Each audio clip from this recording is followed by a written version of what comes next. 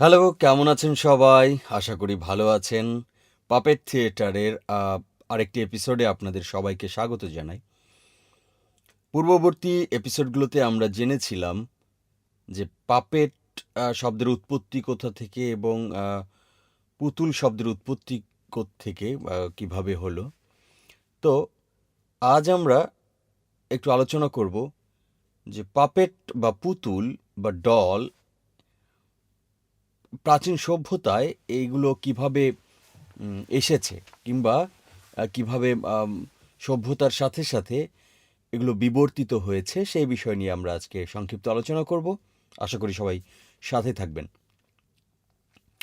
তো পুতুল বা পাপেট মানব সভ্যতার খুব প্রাচীন একটা শিল্প, এবং এটা সংস্কৃতির একটা উপাদান। তো মানুষের ধর্মীয় আচার, খেলনা, শিক্ষা এবং নাট্যচর্চার মধ্য দিয়ে যে পুতুলের উদ্ভব হয়েছে আসলে। তো বিভিন্ন প্রাচীন যে সভ্যতায় পুতুলের নিদর্শন কিন্তু পাওয়া যায়। তো আমরা যদি বিভিন্ন সভ্যতা নিয়ে একটু আলোচনা করি, কোন সভ্যতায় কেমন ভাবে ছিল, তাহলে আমার মনে হয় যে সেটা ভালো হয়। তো প্রাগৈতিহাসিক যুগে, যখন মানে খ্রিস্টপূর্ব প্রায় 30,000 থেকে 10,000 অব্দের দিকে, মানে মানুষ যখন প্রথম শিল্প চর্চাটা শুরু করে আসলে, ছবি আঁকা বা তারপরে বিভিন্ন আমরা জানি যে পারফর্ম করতো তারা বিভিন্ন বিভিন্ন প্রাণীর মানে চর্ম তারা শরীরে দিয়ে, এবং হচ্ছে তারা কিভাবে শিকার করতো সেটা যখন তারা একে অন্যকে দেখাতো। তো ওই তখনকার সময় যে ছোট ছোট প্রাণী আহ, এবং মানুষের যে আকৃতি, সেই আকৃতির মূর্তি তারা তৈরি করা শুরু করে। তো এগুলো মূলত পাথর, মাটি এবং হাড় দিয়ে বানানো হতো। তো ইউরোপে ভেনাস অফ উইলেনড্রফ প্রায় খ্রিস্টপূর্ব 25,000 বছর আগের একটা ছোট মূর্তি পাওয়া গেছে, ভেনাস অফ উইলেনড্রফ।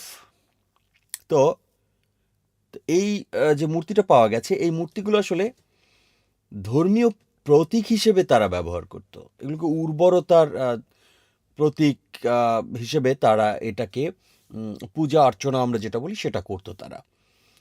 তবে অনেক গবেষক মনে করেন যে এই ধরনের ছোট যে মানুষের মতো যে মূর্তিগুলো, তো এইগুলো থেকেই পরবর্তী সময়ে পুতুলের উদ্ভব হয়েছে। পুতুল মানে পাপেটের আদি যদি বলি তাহলে সেটা আমরা বলতে পারি। তো প্রাচীন মিশরের প্রায় খ্রিস্টপূর্ব 2000 সালের দিকে, তো এখানে পুতুলের ব্যবহার স্পষ্ট হয়। এনশিয়ান ইজিপ্টে খ্রিস্টপূর্ব 2000 সালের দিকে এমন পুতুলও তৈরি করা হয়েছিল যেগুলোর মানে হাত পা সুতা দিয়ে নাড়ানো যেত। মানে প্রাগৈতিহাসিক যুগে যেসব মূর্তিগুলো তৈরি হতো মাটি, কাঠ, পাথর দিয়ে, সেগুলো পূজা অর্চনার জন্য তৈরি করা হতো। তো প্রাচীন মিশরে এসে দেখা যায় যে সেগুলো নাড়ানো যেত, সুতা দিয়ে নাড়ানো যেত। তো মানে মানে এই অনেক পুতুল ধর্মীয় যে অনুষ্ঠান এবং মৃতদের সমাধিতে এগুলো রাখা হতো। তো এটা বিভিন্ন কারণ হতে পারে, যেটা হচ্ছে যে যার সমাধিতে রাখা হতো সে হয়তো ওই পুতুল দিয়ে খেলতো, কিংবা তার পুণ্য লাভের জন্য পুতুল বানিয়ে সেখানে রাখা হতো। তো আমরা যদি এর পরে আসি যে প্রাচীন গ্রিকে, মানে গ্রিক সভ্যতায় খ্রিস্টপূর্ব 500 সালের দিকে, মানে তখন আর খেলনা, বিষয়টা খেলনা না, তখন হচ্ছে বিনোদন এবং নাট্যমূলক উপস্থাপনার জন্য পুতুলের ব্যবহার দেখা যায়। তো গ্রিসে নিউরোস পাস্তা নামে সুতা দিয়ে নাড়ানো পুতুল ছিল, নিউরোস পাস্তা। তো দার্শনিক অ্যারিস্টটল এবং প্লুটো মানে পুতুলের উল্লেখ করেছেন, কিন্তু তারা পুতুলের উল্লেখ করেছেন।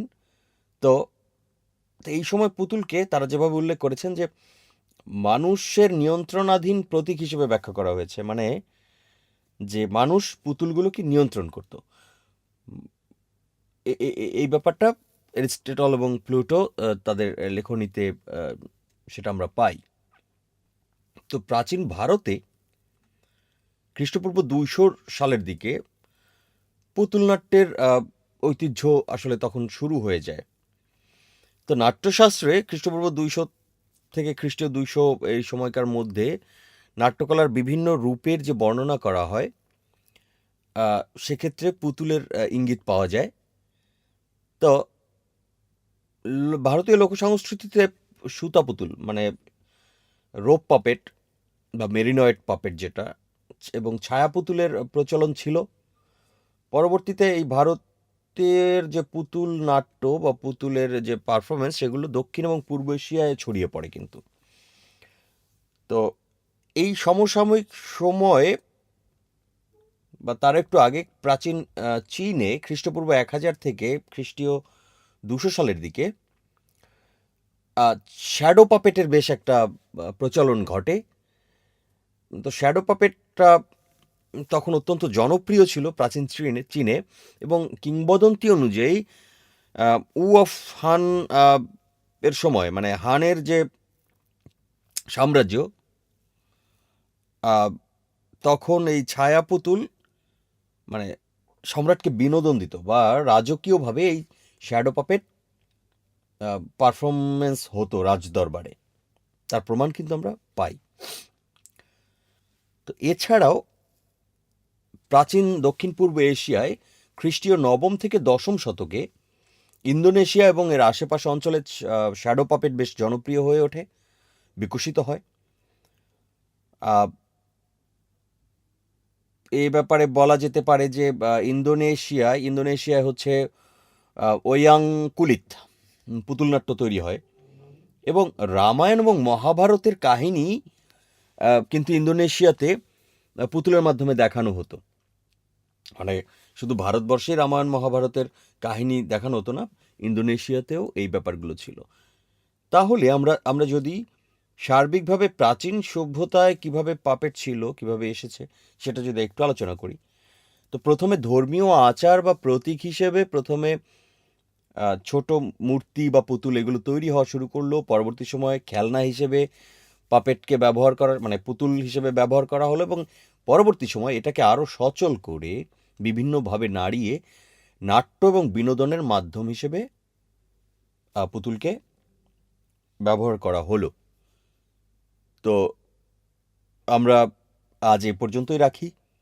পরবর্তী এপিসোডে আমরা বিভিন্ন ধরনের পুতুল এবং কোন কোন এলাকায় কিভাবে কোন পুতুলের বিস্তার কিভাবে ঘটেছে সে বিষয়ে আলোচনা করব। আজ তাহলে এ পর্যন্তই, আবার দেখা হবে। ধন্যবাদ সবাইকে।